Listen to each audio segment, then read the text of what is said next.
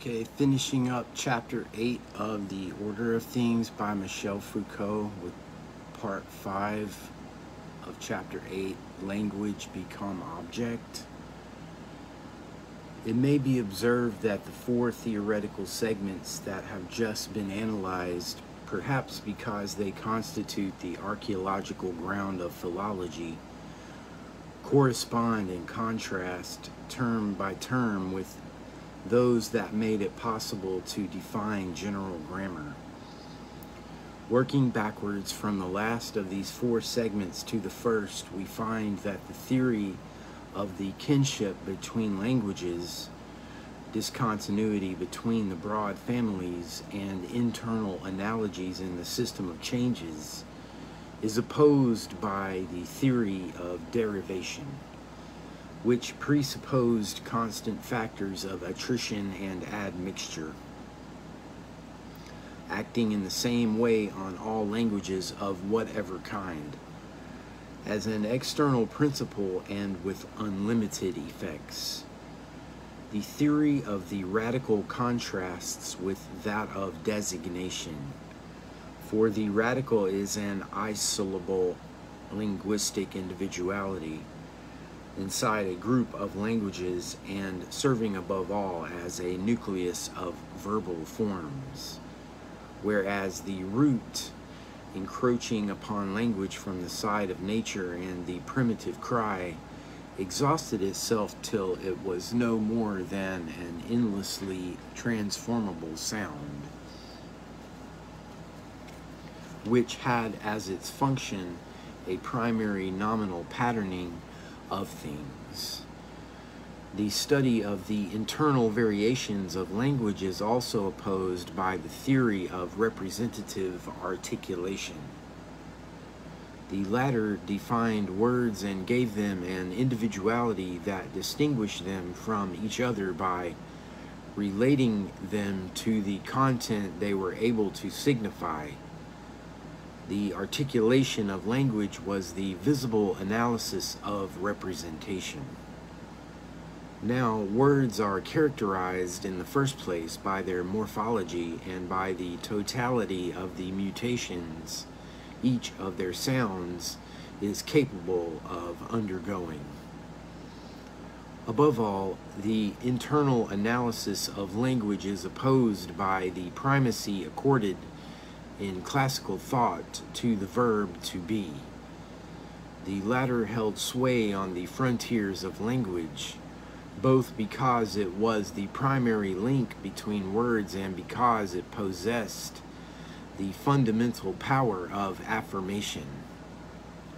It marked the threshold of language, indicated its specificity, and connected it in an ineffaceable way to the forms of thought. On the other hand, the independent analysis of grammatical structures, as practiced from the 19th century, isolates language, treats it as an autonomous organic structure, and breaks its bonds with judgments, attribution, and affirmation. The ontological transition provided by the verb to be between speaking and thinking is removed, whereupon language acquires a being proper to itself, and it is this being that contains the laws that govern it.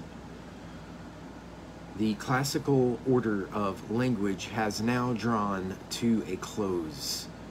It has lost its transparency and its major function in the domain of knowledge. In the 17th and 18th centuries, it was the immediate and spontaneous unfolding of representations. It was in that order, in the first place, that representations received their primary signs, patterned and regrouped their common features, and established their relations of identity or attribution. Language was a form of knowing, and knowing was automatically discourse. Thus, language occupied a fundamental situation in relation to all knowledge. It was only by the medium of language that the things of the world could be known, not because it was a part of the world, ontologically interwoven with it as in the Renaissance, but because it was the first sketch of an order in representations of the world.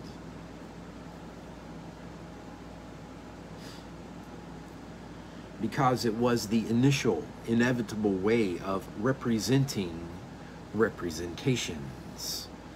It was in language that all generality was formed. Classical knowledge was profoundly nominalist. From the 19th century, language began to fold in upon itself, to acquire its own particular density, to deploy a history and objectivity and laws of its own. It became one object of knowledge among others on the same level as human beings, wealth and value, and the history of events and men. It may possess its own concepts, but the analysis that bear upon it have their roots at the same level as those that deal with other empirical forms of knowledge. The preeminence that enabled general grammar to be logic, while at the same time intersecting with it, has now been lost. To know language is no longer to come as close as possible to knowledge itself. It is merely to apply the methods of understanding in general to a particular domain of objectivity.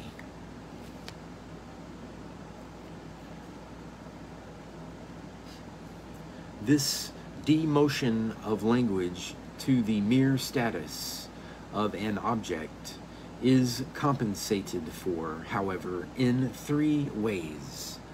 First, by the fact that it is a necessary medium for any scientific knowledge that wishes to be expressed in discourse. It cannot itself be arranged, deployed, and analyzed beneath the gaze of a science, because it always reemerges on the side of the knowing subject, as soon as that subject expresses what he knows. Hence, two constant concerns throughout the 19th century. The first is the wish to neutralize, as it were, polish scientific language to the point at which, stripped of all its singularity, purified of all its accidents and alien elements, as though they did not belong to its essence, it could become the exact reflection, the perfect double, the unmisted mirror of a non-verbal knowledge. This is the positivist dream of a language keeping strictly to the level of what is known. A table language, like the one Cuvier was probably dreaming of when he attributed to science the project of forming a copy of nature. Scientific discourse was to be the table of things. But table here has a fundamentally different meaning from the one it possessed in the 18th century.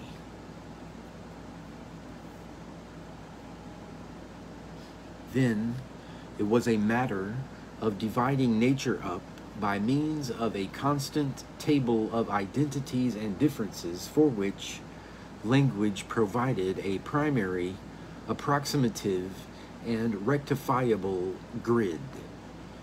Now, language is not so much a table as a picture, in the sense that, freed from the intricacy that gives it its immediately classifying role, it stands a certain distance apart from nature in order to draw some of it into itself by means of its own passivity, and finally to become nature's faithful portrait. The other concern, entirely different from the first, even though in correlation with it, was the search for a logic independent of grammars, vocabularies, synthetic forms, and words. A logic that could clarify and utilize the universal implications of thought while protecting them from the singularities of a constituted language in which they might be obscured. It was inevitable that a symbolic logic should come into being. With Boole, at precisely that period when languages were becoming philological objects, for despite some superficial resemblances and a few technical analogies, it was not a question, as it had been in the classical age, of constituting a universal language, but of representing the forms and connections of thought outside all language. And since language was becoming an object of science, a language had to be invented that would be a symbolism rather than a language, and would for that reason be transparent to thought in the very movement that permits it to know. One might say, in one sense, that logical algebra and the Indo-European languages are two products of the dissociation of general grammar. The Indo-European languages expressing the shift of language in the direction of the known object, logical algebra, the movement that makes it swing towards the act of knowing, stripping it in the process of all its already constituted form. But it would be inadequate to express the fact in this purely negative form at the archaeological level. The conditions of possibility of a non-verbal logic and a historical grammar are the same. The ground of their positivity is identical. The second compensation for this demotion of language is the critical value bestowed upon its study. Having become a dense and consistent historical reality, language forms the locus of tradition, of the unspoken habits of thought, of what lies hidden in a people's mind.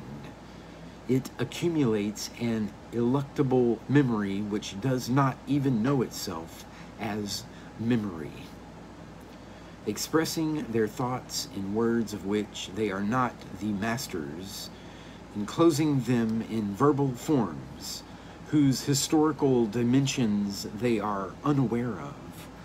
Men believe that their speech is their servant and do not realize that they are submitting themselves to its demands. The grammatical arrangements of a language are the a priori of what can be expressed in it. The truth of discourse is caught in the trap of philology. Hence the need to work one's way back from opinions, philosophies, and perhaps even from sciences to the words that made them possible, and beyond that, to a thought whose essential life has not yet been caught in the network of any grammar. This is how we must understand the revival, so marked in the 19th century, of all the techniques of exegesis. This reappearance is due to the fact that language has resumed the enigmatic density it possessed at the time of the Renaissance. But now it is not a matter of rediscovering some primary word that has been buried in it, but of disturbing the words we speak, of denouncing the grammatical habits of our thinking, of dissipating the myths that animate our words, of rendering once more noisy and audible the element of silence that all discourse carries with it as it is spoken. The first book of Das Kapital is an exegesis of value. All Nietzsche is an exegesis of a few Greek words. Freud, the exegesis of all those unspoken phrases that support and at the same time undermine our apparent discourse, our fantasies, our dreams, our bodies. Philology, as the analysis of what is said in the depths of discourse, has become the modern form of criticism. Where at the end of the 18th century it was a matter of fixing the frontiers of knowledge, it will now be one of seeking to destroy syntax, to shatter tyrannical modes of speech, to turn words around in order to perceive all that is being said through them and despite them. God is perhaps not so much a region beyond knowledge as something prior to the sentences we speak. And if Western man is inseparable from him, it is not because of some invincible propensity to go beyond the frontiers of experience, but because his language ceaselessly foments him in the shadow of his laws. I fear indeed that we shall never rid ourselves of God, since we still believe in grammar. In the 16th century, interpretation proceeded from the world, things and texts together, towards the divine word that could be deciphered in it. Our interpretation, or at all events that which was formed in the 19th century, proceeds from men, from God, from knowledge or fantasies, towards the words that make them possible. And what it reveals is not the sovereignty of a primal discourse, but the fact that we are already, before the very least of our words, governed and paralyzed by language. Modern criticism has devoted itself to a strange kind of commentary, since it does not proceed from the observation that there is language towards the discovery of what that language means, but from the deployment of manifest discourse towards a revelation of language in its crude being. Thus, the methods of interpretation of modern thought are opposed by the techniques of formalization. The first claiming to make language speak, as it were, below itself, and as near as possible to what is being said in it, without it.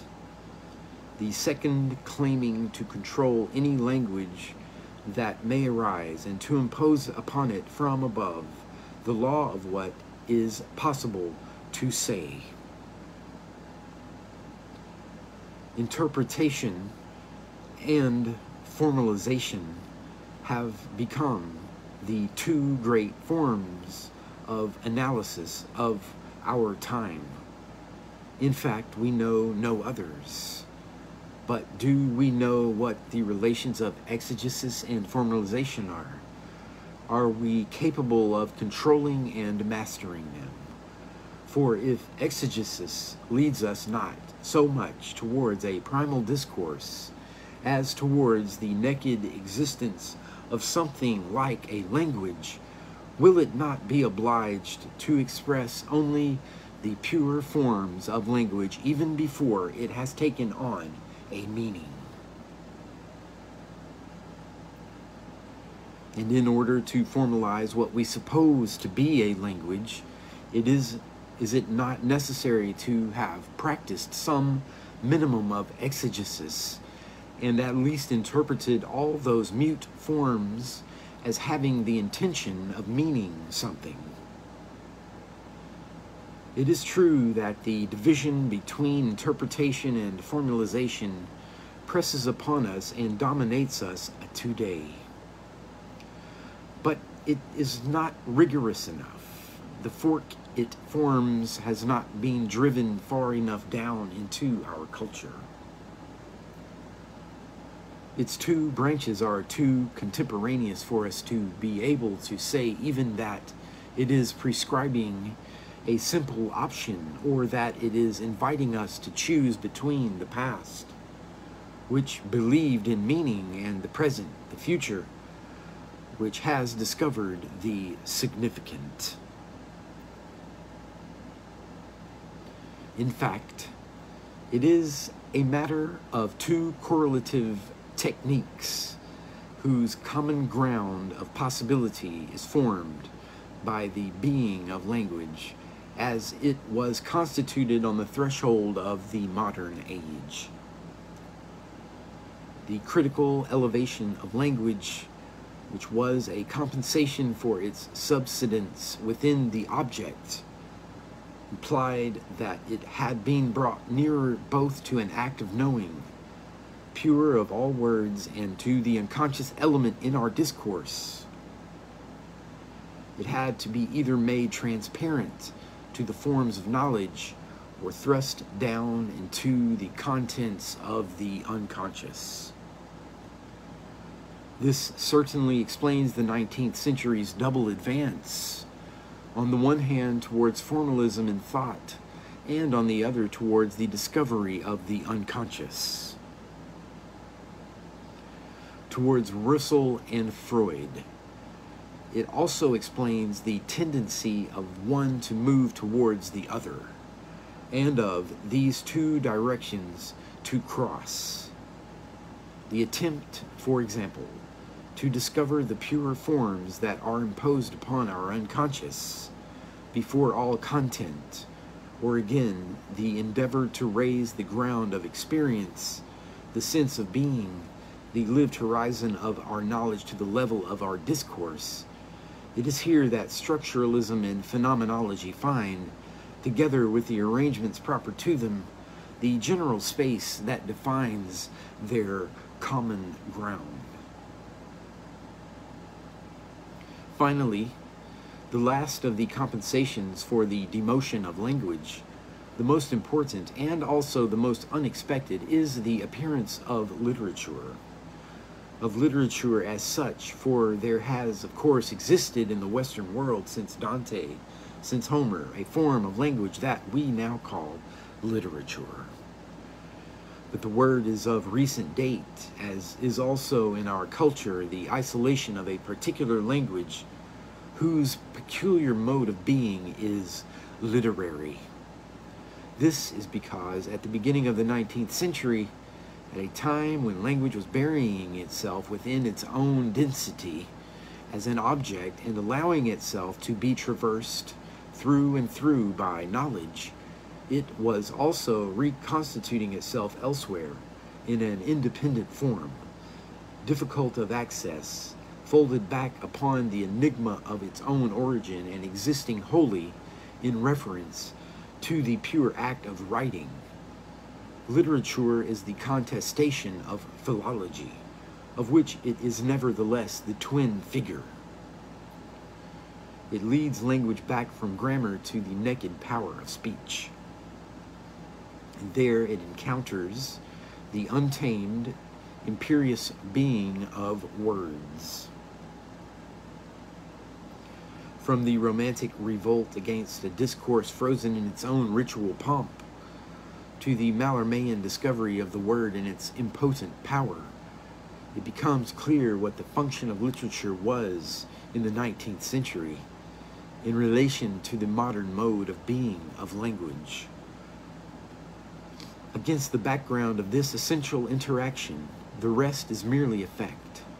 Literature becomes progressively more differentiated from the discourse of ideas and encloses itself within a radical intransitivity.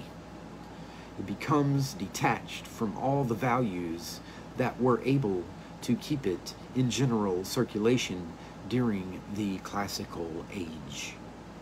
Taste, pleasure, naturalness, truth. and creates within its own space everything that will ensure a ludic denial of them, the scandalous, the ugly, the impossible. It breaks with the whole definition of genres as forms adapted to an order of representations, and becomes merely a manifestation of a language which has no other law than that of affirming, in opposition to all other forms of discourse, its own precipitous existence. And so there is nothing for it to do but to curve back in a perpetual return upon itself, as if its discourse could have no other content than the expression of its own form. It addresses itself to itself as a writing subjectivity, or seeks to reapprehend the essence of all literature in the movement that brought it into being. And thus all its threads converge upon the finest of points, singular, instantaneous, and yet absolutely universal, upon the simple act of writing. At the moment when language, as spoken and scattered words, becomes an object of knowledge, we see it reappearing in a strictly opposite modality, a silent, cautious deposition of the word upon the whiteness of a piece of paper, where it can possess neither sound nor interlocutor, where it has nothing to say but itself, nothing to do but shine in the brightness of its being. Yeah, that's the end of chapter 8 of The Order of Things by Michel Foucault.